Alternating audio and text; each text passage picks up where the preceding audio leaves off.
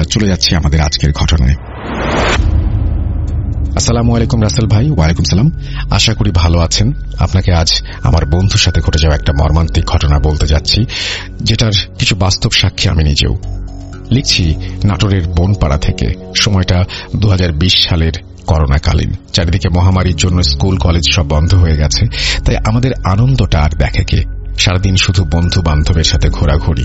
গ্রামের ভেতরে বাড়ি হওয়ায় মহামারীতে ঘুরতে কোনো সমস্যা হতো না, কিন্তু আনন্দ আমাদের জীবনের কাল হয়ে আসে। চারিদিকে সবাই মোবাইল গেম আর ঘুড়ি উড়াতে ব্যস্ত। আমরা তখন সবেমাত্র নবম শ্রেণীতে উঠেছি। হাতে স্মার্টফোন না থাকায় গেম খেলতে পারতাম না। আমরা ছিলাম 3 বন্ধু, আমি, শিহাব ও সাব্বির। এসবই ছদ্মনাম। এই মহামারীতে কিভাবে সময় কাটাবো বলতেই শিহাব বলল, বন্ধু চলো আমরা ঘুড়ি বানাবো। যেই ভাবা সেই কাজ। 3 বন্ধু মিলে বড় একটা আকারের ঘুড়ি তৈরি করলাম, যেটাকে গ্রামে ঢাহুস ঘুড়ি বলে থাকি। সবাই মিলে মাঠের দিকে ঘুড়ি উড়াতে গেলাম।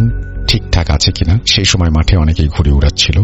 আমরাও কিছুক্ষণ উড়িয়ে বাসায় চলে আসি। সন্ধ্যার আগে শিহাব ও সাব্বির আমাদের বাড়িতে আসে এবং বলল যে তোর কাছে টিপটাপ বাতি আছে, ওইগুলো দে। আমি বললাম কি করবি? সাব্বির বলল রাতে লাইট জ্বালিয়ে সবাই ঘুড়ি উড়াচ্ছে, তাই ভাবলাম আমরাও উড়াই। তাই কথা না বাড়িয়ে বাতিগুলো দিয়ে দিলাম আর বললাম যে রাতে যাওয়ার সময় ডাক দিস। সন্ধ্যা পড়তে ওরা ডাকতে আসে। অনেক আবেগের সাথে চললাম মাঠের উদ্দেশ্যে। মাঠে অনেকেই ছিল সেই সময়, আপন মনে ঘুরি তার গন্তব্যের দিকে। আমরা সবাই নিচে বসে গল্প করছি। হঠাৎ বাতাসে ঘুড়িটা ছিঁড়ে যায়। বাতাসে উঠতে উঠতে একটা পুকুরের পাড়ে গাছের ডালে আটকে যায়। পুকুরটা অনেক আগের, তাই সবাই সাধুর পুকুর নামে চেনে। পুকুরটার কথা অনেক শুনেছি, কিন্তু কোনোদিনের প্রমাণ পাইনি, তাই বিশ্বাস করিনি। সবাই দৌড়ে গেলাম সেখানে। শিহাব গিয়ে বলতে লাগলো গাব গাছে উঠবে। বলে রাখা ভালো, ঘুড়িটা মূলত শিহাবেরই। সে গাছে উঠতে চাইল। আমি আর সাব্বির বলি, বন্ধু রাত করে গাছে ওঠার দরকার নেই, তারপরেও জায়গাটা অতটা ভালো না শুনেছি, সকালে এসে না হয় পারবো। কিন্তু কে শোনে কার কথা। এক প্রকার জেদ করে গাছে উঠে যায়। সেদিন হঠাৎ বাতাসে ঘুড়ি ছেঁড়ার কাহিনী বুঝতে পারিনি। রাতে খাবার খেয়ে ঘুমিয়ে পড়লাম। ঘুমের মধ্যে স্বপ্ন দেখি যে সেই গাছের নিচে একটা সাদা জুব্বা পরা বয়স্ক লোক বলছে, বাবারা তোমরা রাতে আমার এখানে এসে ভালো করনি, আমার ঘুমের ব্যাঘাত ঘটিয়েছ।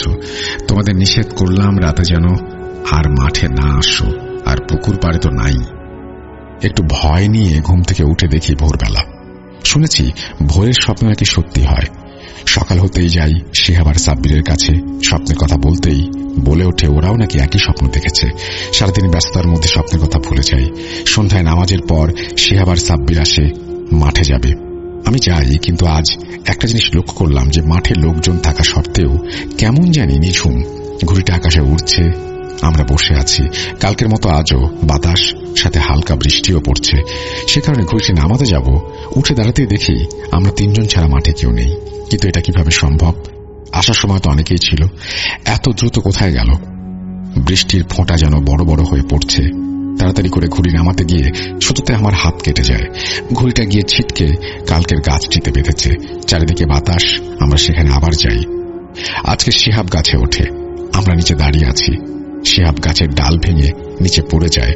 হঠাৎ কোত্থেকে সেই জুব্বা পরা লোকটি এসে বলে, কালকে তোমাদের নিষেধ করলাম, আজ আবারও এসেছো, কাজটা ভালো করনি। লোকটিকে দেখলাম আজ ভীষণ রাগান্বিত। আমরা কিছু না ভেবে দৌড় দেই। বাড়ি এসে কাউকে কিছু বলিনি, চুপচাপ ঘুমিয়ে পড়ি।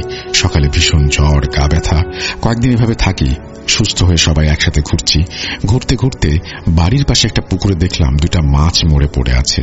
শিহাব একটু চঞ্চল প্রকৃতির ছেলে, তাই আগেই মাছ 2টা নিয়ে যায়। আমাদেরও যেতে বলে খাবারের জন্য। কিছু কারণবশত আমি যেতে পারিনি সেই দিন। পরদিন শুনলাম শিহাব আর সাব্বিরের নাকি পেট খারাপ করেছে, কিন্তু সেই বাড়ির সবাই নাকি মাছ খেয়েছে। তাহলে দুজনের পেট খারাপ কেন হলো? পেট খারাপের কিছুদিন পর থেকে ওদের জ্বর হতে থাকে, চেহারা শুকিয়ে যায়। সবসময় হাসি খুশি থাকা ছেলেটির মুখ হাসিটা মুছে যায়। এর মধ্যে সাব্বির সুস্থ হয়ে শিহাবকে দেখতে এসেছে। জ্বর কমলে শিহাব তার নানির বাসাতে রসুন আনতে যায়। সেখানে আবারও জ্বর আসে। এত ঘন ঘন জ্বর থাকার কারণে আমরা তো এক প্রকার ধরেই নিয়েছিলাম করোনাই হয়েছে তার। তাই আম্মু এবার নিষেধ করে মেলামেশা কম করতে তার মামারা শিহাবকে স্থানীয় হাসপাতালে নিয়ে যায়। সেখানে আমি আর সাব্বির দেখতে যাই। এটাই আমাদের শেষ দেখা। ডাক্তার বলে অবস্থা খারাপ, রাজশাহী মেডিকেল নিতে হবে। মেডিকেল থেকে বন্ধুর লাশ আসে বাড়িতে। অনেক কষ্ট, কি হচ্ছে কি করব বুঝতে পারছি না। সবই নিয়তির খেলাকে মানতে হবে। জানাজা শেষ করে শিহাবের মামার কাছ থেকে শুনলাম তার কলিজা নাকি পচে গিয়েছিল মৃত্যুর আগেই, কিন্তু সামান্য জ্বরে কলিজা পচে যাবে, এটা কেমন কথা। বেশ কিছুদিন পর সব ঠিক হয়ে যায়। দুপুরবেলা ঘুমাচ্ছিলাম, স্বপ্নে দেখি সেই ব্যক্তি হাসছে আর বলছে, কি নিষেধ করেছিলাম না, মানলে না? তোমার বন্ধু সেদিন গাছে উঠে আমার উপর পা দিয়েছিল, তার জন্য এই শাস্তি, মৃত্যু। তারপর একটি হাসি দিয়ে কোথায় যেন মিলিয়ে যায়। ঘুম থেকে উঠে দেখি সন্ধ্যা হয়ে গেছে। স্বপ্নের কথা ভাবতেই শরীরের লোম কাটা দিয়ে ওঠে। আজও পুকুরের কথা কেউ বললে মনে পড়ে যায় সেই রাতের কথা। জানি না আমি কিভাবে বেঁচে আছি। হয়তো কোনো কারণে আমি আর সাব্বির এখন সুস্থ। এবার এসএসসি পরীক্ষা দিলাম। আমাদের জন্য দোয়া করবেন যেন অনেক বড় হতে পারি। আর আমার বন্ধু শিহাবের জন্য দোয়া করবেন, আল্লাহ তাআলা যেন তাকে জান্নাতুল ফেরদৌসের ভেতরে জায়গা করে দেন।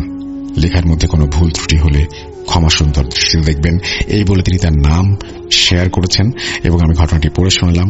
আশা করছি আপনাদের ঘটনাটি ভালো লেগেছে। আমরা আজকের মতো বিদায় নেব। কথা হবে আবারও। সেই পর্যন্ত সবাই ভালো থাকুন, সুস্থ থাকুন, মোস্ট ইম্পর্টেন্টলি ভূত.com এর সাথে থাকুন। আল্লাহ হাফেজ। মানুষ অনেক সময় নিজেদের অজান্তেই জিন জাতির দ্বারা হয়রানির শিকার হয়। মানুষের কোনো ভুল না থাকা সত্ত্বেও কিছু খারাপ প্রজাতির জিন মানুষকে হয়রানি করে। আজকের এই ঘটনাটি ঠিক এমনই এক বিষয় নিয়ে। একজন মেয়ে তার কোনো ভুল না থাকা সত্ত্বেও কিছু জিন তাকে পজেস করে, কিন্তু কেন? এর পেছনে সেই জিনগুলোর কি উদ্দেশ্য? আসসালামু আলাইকুম রাসেল ভাই এবং আমাদের প্রিয় শ্রোতা বন্ধুরা, কেমন আছেন আপনারা?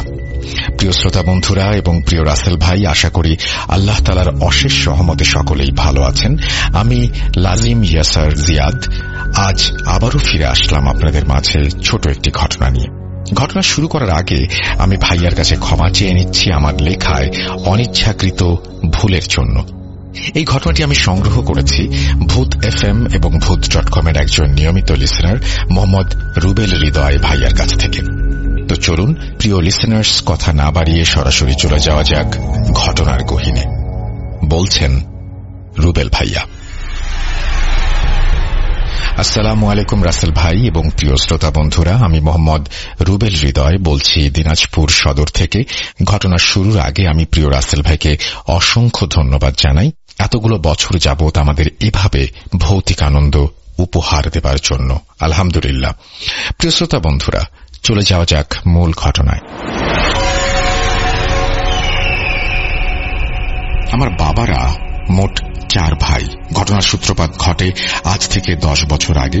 এশার আজানের আগে আগে আমার মেজো চাচার বাসায় হঠাৎ একটি কুকুর প্রবেশ করে। কুকুরটি বাসার উঠোনে প্রবেশ করেই সোজা গোয়াল ঘরে ঢুকে পড়ে এবং গরুর খাবার নষ্ট করতে শুরু করে। এমন সময় গোয়াল ঘরে গরুদের শব্দ পেয়ে চাচা এবং আমি আমাদের ঘরের থেকে বেরিয়ে আসি এবং এসব দৃশ্য দেখতে পাই। এটা দেখা মাত্রই চাচা দৌড়ে গোয়াল ঘরের দিকে যান। এমন সময় সেই কুকুরটি দৌড়ে গোয়াল ঘরের দরজার ওখানে চলে আসে। সাথে সাথে চাচা দরজা চাপিয়ে ফেলেন। এভাবে কুকুরটা বেরিয়ে আসলে হয়তো কাউকে কামড় দিতে পারে। এমতো অবস্থায় দরজার ফাঁকে কুকুরটার মাথা আটকে যায় এবং হঠাৎ এক নিমিষেই কুকুরটা সেখানে আঘাত পেয়ে মরে যায়। কি আর করা? এরপর আমার চাচা কুকুরটার মরদেহ নিয়ে বের হন। আমাদের গ্রামের পশ্চিম দিকে একটি জঙ্গল আছে, ওই দিকে ফেলে দিতে যাবেন এই উদ্দেশ্যে। এমন সময় আমার ছোট চাচার বড় মেয়ে রুমি আমার মেজো চাচার সাথে যাওয়ার জন্য জেদ ধরে, কিন্তু চাচা তো ওকে কোনোভাবেই সাথে নেবে না। এভাবে এক সময় রুমি কান্না শুরু করে। চাচা আর উপায় না পেয়ে ওকে সাথে নিয়ে যান। এরপর তারা কুকুরটির মরদেহ ফেলে দিয়ে স্বাভাবিকভাবেই কোনো সমস্যা ছাড়াই বাসায় চলে আসেন। খুব স্বাভাবিকভাবেই এই অনাকাঙ্ক্ষিত ঘটনাটির ইতি ঘটে সেই রাতে। তবে ইতি ঘটলেও পরদিন আবার তার সূত্রপাত হয় ভয়ানক এক অনাকাঙ্ক্ষিত ঘটনার মধ্য দিয়ে।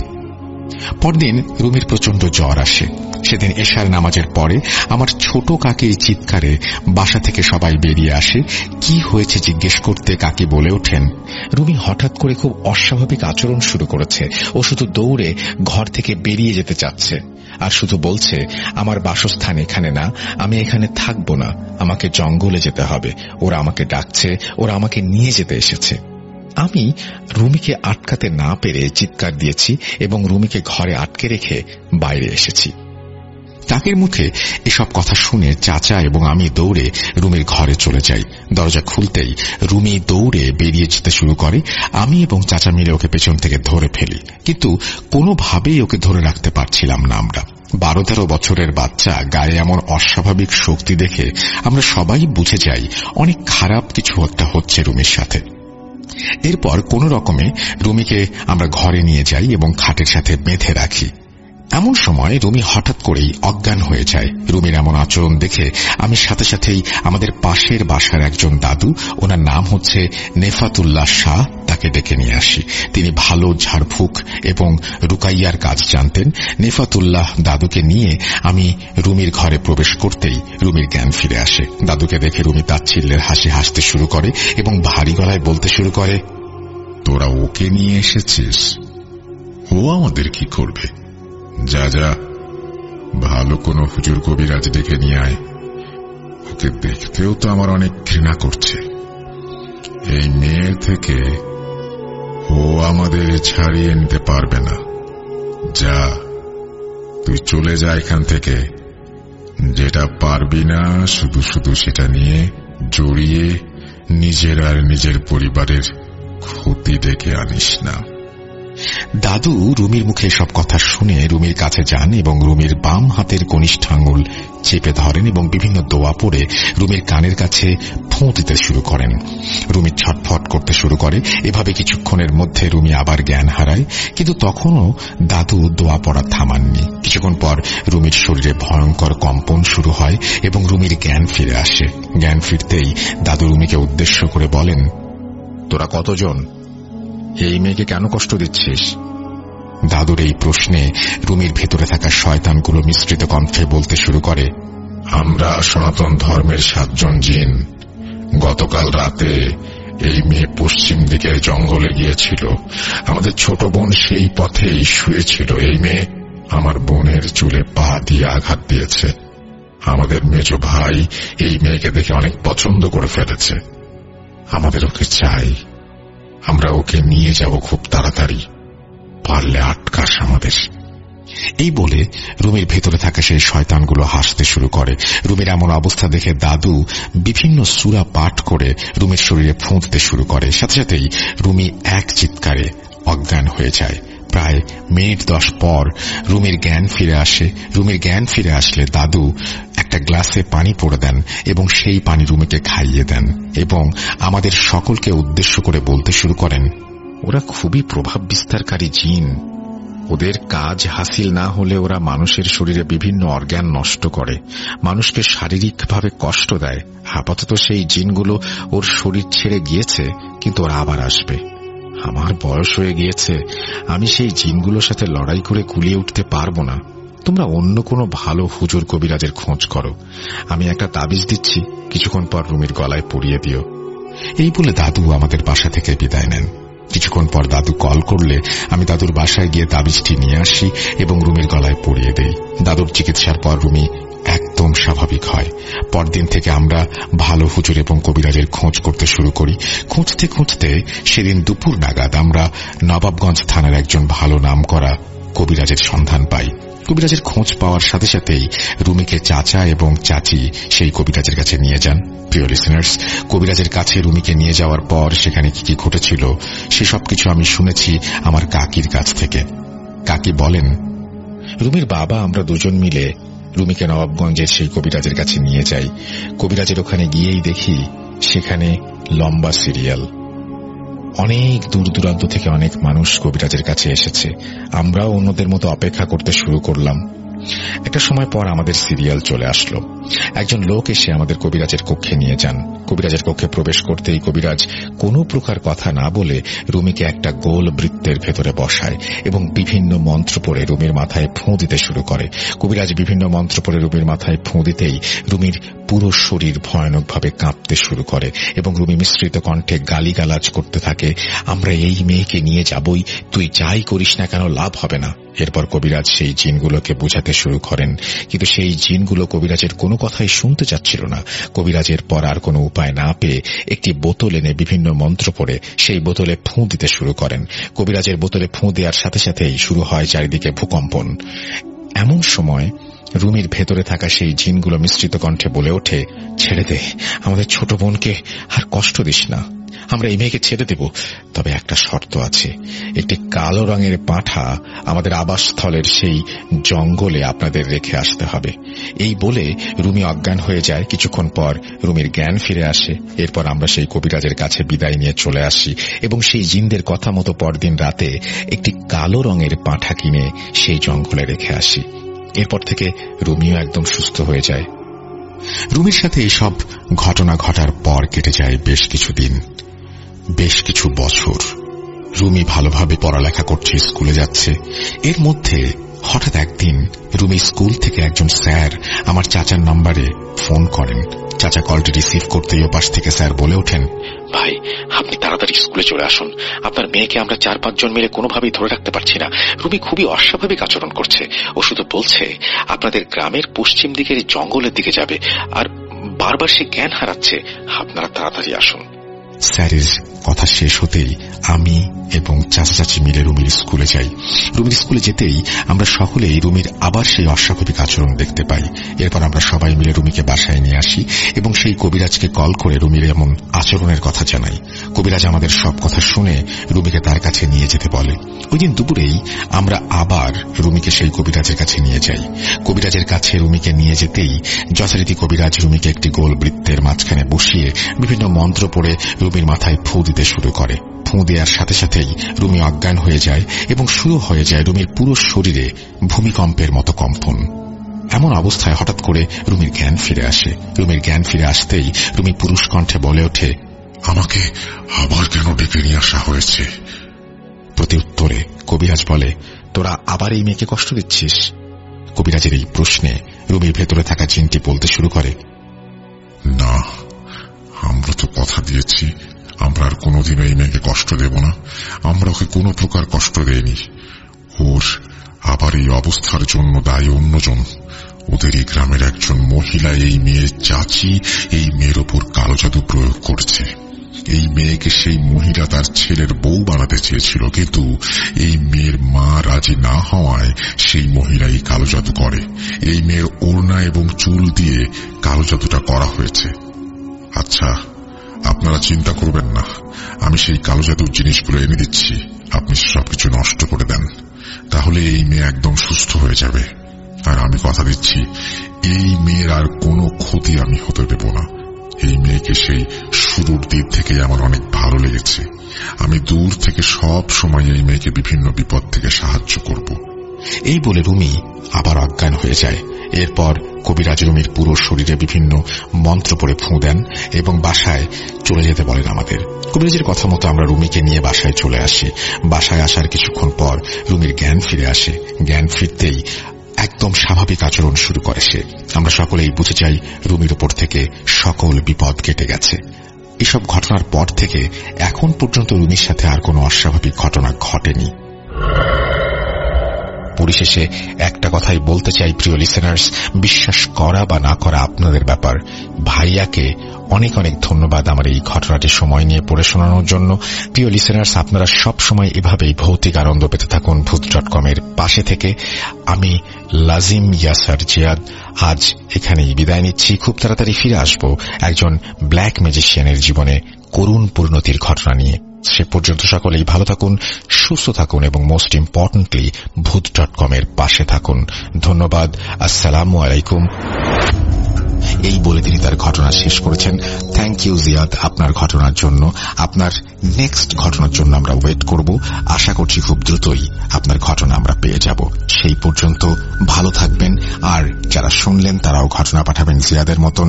আমাদের ইমেল অ্যাড্রেস russell.booth.com@gmail.com। আসসালামু আলাইকুম রাসেল ভাই। আসসালামু আলাইকুম লিসেনার্স। আশা করি সবাই ভালো আছেন।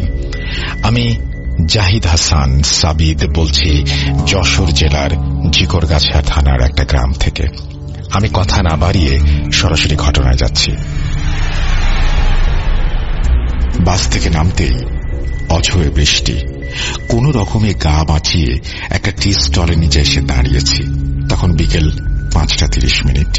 প্রায় 2 ঘন্টা টানা বৃষ্টি। বৃষ্টি শেষ হতেই খালাতো ভাই মামুন এসে হাজির। মামুন আমাকে দেখেই বলল, আর বলিস না সাবিত, ছাতাটা আব্বু নিয়ে গেছে, তাই তোকে নিতে আসতে দেরি হলো। তা কতক্ষণ এসেছিস তুই? এই তো 2 ঘন্টা হলো ভাইয়া। তারপর দুইজন কুশল বিনিময় করে রওনা দিলাম ওদের বাড়ির উদ্দেশ্যে। মামুন আমার খালাতো ভাই। আমি চাকরি সূত্রে ঢাকায় থাকি, তবে গ্রামের বাড়িতে গেলেই মামুন ভাইদের বাড়িতে যাই। মামুন ভাই আমার থেকে 1 বছরের বড়। বন্ধুর মতো 2 ভাই আমরা, তাই ওকে তুই বলে সম্বোধন করি। সন্ধ্যা নেমেছে। কুয়াশার কারণে চারিদিকে আরো অন্ধকার হয়ে এসেছে। 2টো সিগারেট ধরিয়ে হাঁটা শুরু করলাম 2 ভাই। ওদের বাড়ির রাস্তায় কাদা হওয়ার কারণে কোনো যানবাহন চলে না। আবার সেই বৃষ্টি হয়েছে বলে একটা মানুষ রাস্তায় নেই।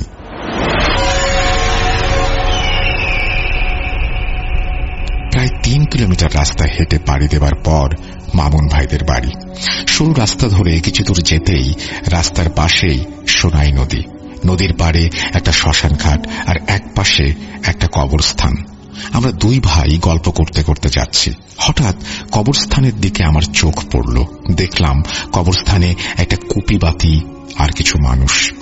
মামুন ভাই বলল, কে যেন মারা গেছে, তাকে কবর দেওয়ার জন্য নিয়ে আসা হয়েছে, তবে বৃষ্টির কারণে কিছুটা বিলম্ব হয়েছে। আমি আবার কবরস্থানের দিকে তাকাতেই আমার কোনো এক অজানা কারণে গা শিউরে ওঠে। আমি পাশ ফিরে মামুন ভাইকে ডাকি, ভাইয়া, হাই ভাইয়া। মামুন ভাই কোনো উত্তর দিল না। আমি ওর হাত টান দিয়ে ধরে বললাম, দ্রুত চল, আমার কেমন যেন ভয় ভয় লাগছে। খেয়াল করলাম ওর যে হাতটা আমি ধরেছি সেটা প্রচন্ড ঠান্ডা। মোবাইলের ফ্ল্যাশ লাইট জ্বালিয়ে ওর মুখের দিকে ধরতেই আমি যা দেখলাম তা দেখে আমার জ্ঞান হারানোর উপক্রম। আমি দেখলাম যে মানুষটার হাত আমি এতক্ষণ মামুন ভাই ভেবে ধরেছি সে আসলে মামুন ভাই নয়। আমি দেখলাম আমার থেকে প্রায় 2 হাতের বেশি উঁচু ভয়াবহ চেহারার একটা অশরীরীর হাত ধরে আছি আমি। মাথা উঁচু করে তার মুখের দিকে তাকাতেই দেখি তার চোখগুলো কোটর থেকে যেন বেরিয়ে আসছে। আমার দিকে তাকিয়ে সে আমাকে বলছে, কিরে যাবি না? চল আমার সাথে, তোর জন্য কবর খুঁড়েছি, চল। আমি এখনো তার হাত ধরে আছি। শরীরে কোনো শক্তি পাচ্ছি না। চিৎকার দিতে চাইছি কিন্তু গলা দিয়ে কোনো আওয়াজ বের হচ্ছে না। ওভাবে কতক্ষণ দাঁড়িয়েছিলাম আমার মনে নেই। মনে হলো আজ হয়তো আমি মারা যাব। তাই আল্লাহকে স্মরণ করছিলাম। তারপর একবার জোরে চিৎকার দিয়ে লা ইলাহা ইল্লাল্লাহু মুহাম্মাদুর রাসূলুল্লাহ বলে মনের শক্তি ফিরে পেলাম। পাশে দাঁড়িয়ে থাকা অবয়বটা নেই। ঝিরিঝিরি বৃষ্টি শুরু হয়েছে আবার।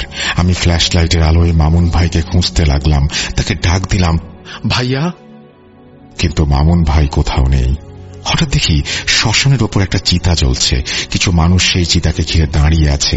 আমি ছুটে গিয়ে ওদের ওপরে হুমড়ি খেয়ে পড়লাম। বাঁচান বাঁচান বলে চিৎকার করলাম। যার কাছে গিয়ে সাহায্য চাইছি দেখি সে আমার মামুন ভাই।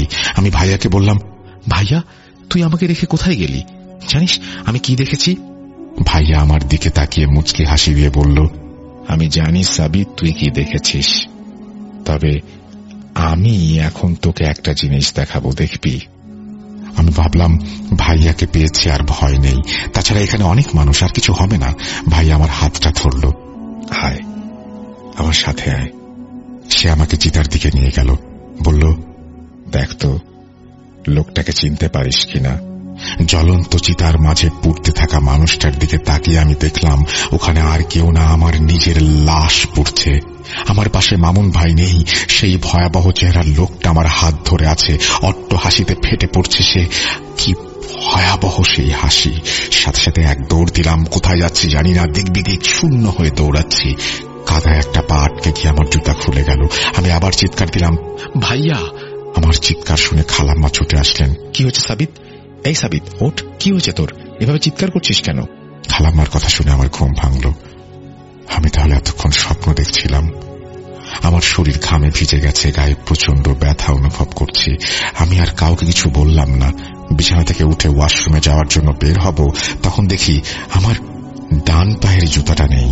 আমি সারা বাড়ি তন্ন তন্ন করে খুঁজেও জুতাটা পেলাম না। আমি খালাম্মাকে সব ঘটনা খুলে বললাম। খালাম্মা আমাকে সাথে সাথে গোসল করতে বললেন, খারাপ স্বপ্ন দেখেছিস, গোসল করে খেয়ে নে, সব ঠিক হয়ে যাবে। আর জুতা তো তুই বাইরে সিঁড়িতে রেখেছিলি, নতুন জুতা হয়তো কুকুরে নিয়েছে। আমি খালাম্মাকে বললাম, আমি কখন এসেছি আপনাদের এখানে? উনি বললেন, তুই তো কাল বিকেল 5টার সময় এসেছিস, এসে বললি খাবার দিতে। আমি খাবার দিলাম, তুই খেয়ে ঘুমিয়ে গেলি। তোর মামুন ভাইয়া তো সাতক্ষীরা গেছে গতকাল সকালে, আজকে চলে আসবে। আমি খালাম্মাকে আর কিছু বললাম না। খাওয়া দাওয়া শেষ করে বসে আছি। হঠাৎ মনে হলো আমি স্বপ্নে দেখলাম ওই রাস্তায় আমার পা থেকে জুতা খুলে গেছে। সেটা তো আমার স্বপ্ন ছিল, কিন্তু বাস্তবে এখন আমি জুতা খুঁজে পাচ্ছি না কেন, তাও সেই ঠিক ডান পায়ের জুতা। বিকালে মামুন ভাই ফিরতেই আমি ওকে নিয়ে বেরিয়ে পড়লাম সেই শ্মশানের কাছে। সেখানে গিয়ে দেখি আমার জুতাটা কাদায় আটকে পড়ে আছে সেই রাস্তায়, যা খালাম্মাদের বাড়ি থেকে প্রায় 2 কিলোমিটার দূরে। কিন্তু খালাম্মার কথা অনুযায়ী জুতা আমি বাইরের সিঁড়িতে রেখেছিলাম এবং গতকাল বিকেল 5টা থেকে আমি তাদের বাড়িতেই। অতএব রাতে আমি ওই পথে যাইনি। তাহলে আমার জুতা এখানে কিভাবে এলো? কোনো কুকুর মুখে করে এনেছে, তাও আবার এত দূর, ঠিক স্বপ্নের সেই জায়গায় যেখানে আমার পা থেকে জুতা খুলে গিয়েছিল। কিভাবে সম্ভব? আমি আর মামুন ভাই কিছু বললাম না। তবে মামুন ভাইয়ের একটা কথা শুনে আমি আঁতকে উঠলাম। জানিস সাবিত, কাল কি হয়েছে? আমি বললাম, জানি না তো ভাইয়া।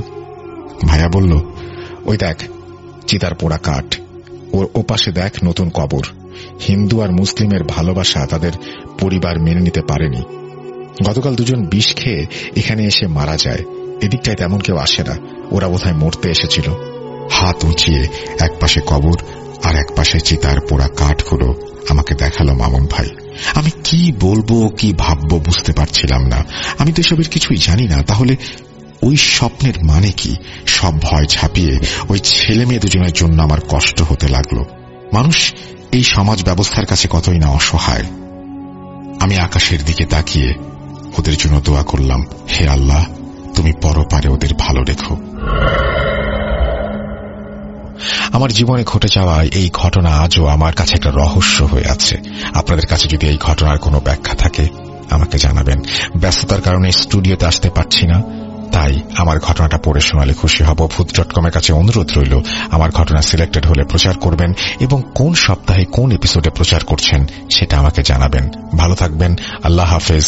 আমি জাহিদ হাসান নীল, সাবিত আমার ডাক নাম, জিকরগাছা, যশোর, বর্তমান গাজীপুর থাকি। তারপরে তিনি তার মোবাইল নাম্বার শেয়ার করেছেন। থ্যাংক ইউ ভেরি মাচ আপনার ঘটনার জন্য, এবং আশা করছি এই ঘটনাটা আপনাদেরও ভালো লেগেছে। যদি ভালো লাগে অবশ্যই আমাদের জানাবেন।